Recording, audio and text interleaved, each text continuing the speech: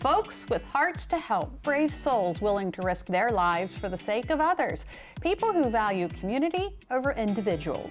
Just a few ways to describe members of the Indian River Volunteer Fire Company. Now, since 1953, the organization has existed to provide Oak Orchard, Riverdale, Long Neck, and the other surrounding areas with fire and rescue services. Listen, they are a driven and dedicated bunch, and they are always looking to add to the crew.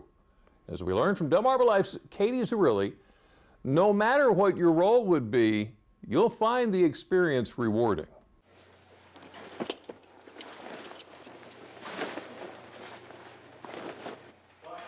It was hot, there was a lot of fire, a lot of smoke. We were searching for subjects. It was everything that I thought it would have been. Jacob Klingler remembers fighting his first fire like it was yesterday. You could say he was born to battle blazes. It is like second nature for me. It's in his blood. His grandfather Hayden is chief here at the Indian River Volunteer Fire Company. He was always my inspiration to become a firefighter, so it's kind of a generational thing. This fire and rescue organization started back in 1953 and is proud to serve Oak Orchard, Long Neck, Riverdale, and surrounding areas. It is generational in terms of family members participating.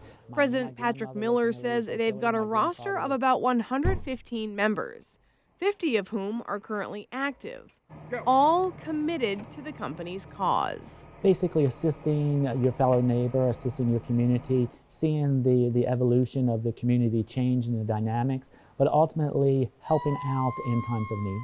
It's a crew they're constantly looking to grow. We're always recruiting and attempting to attract new members to come to the Volunteer Fire Service because you never know when the alarm is, you don't know when the incident of concern is, and you don't know your available resources at the time. And so to increase their members, they've got incentives in place. We have a educational scholarship for tuition reimbursement that can go towards younger members, or it's really for all members, but primarily people who are pursuing post-secondary education. We have tax incentives, benefits with surf fishing license, annual park passes, different things to attempt to attract volunteers.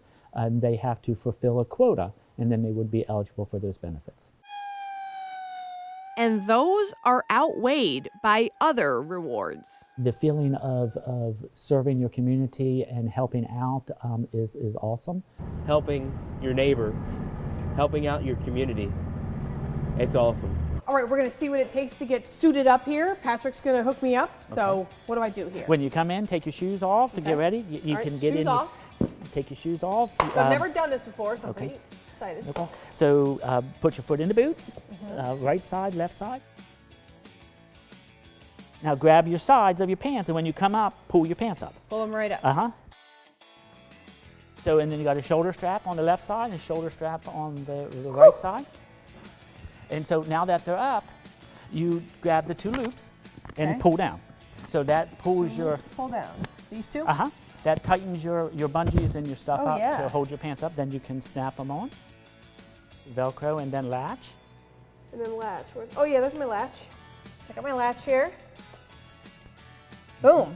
And then now you're ready for your gear. And then you can Velcro it. Oh yeah. And like today, because it's cold, you want to take this over so then the air and stuff can't get over. Oh yeah. Air got nothing on me. Here's your helmet. Oh yeah, here we go. Slap it on. And if it's too loose or too tight, there's an adjustable in the back.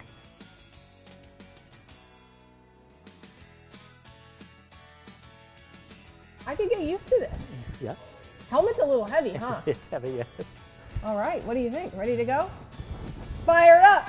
Of course, not every duty in this 100% volunteer operation requires suiting up. There are a number of roles that they can do, from fulfilling administrative duties and responsibilities, fundraising, public relations, working with the Ladies Auxiliary, bake sales, dinners, and then ultimately fire suppression, fire rescue. And even if you're on the fire side, there's multiple aspects you could do, because you could do EMS for emergency medical services, you can do fire response, you can do rescue response, or you can specialize in a specific task or assignment. Jacob here is also an EMT. And you know, when you go after the patient and you're doing CPR on them and you bring them back and you get to shake hands with that person and he gets to thank you for giving him a second chance at life, that really makes you feel good.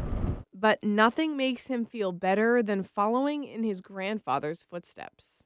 My grandpa, he's done everything in the firehouse, and I wanna make him proud and strive to be like him. That's my biggest thing, is just making him proud. And that's not always easy. This job is one that takes determination and drive. Because the minute I jump out of this truck and I go in to put that fire out, my heart rate's through the roof. And you got to be able to control that. You got to be able to control your breathing. You got to be able to keep calm in those hard circumstances, tough times. But the payoff is powerful.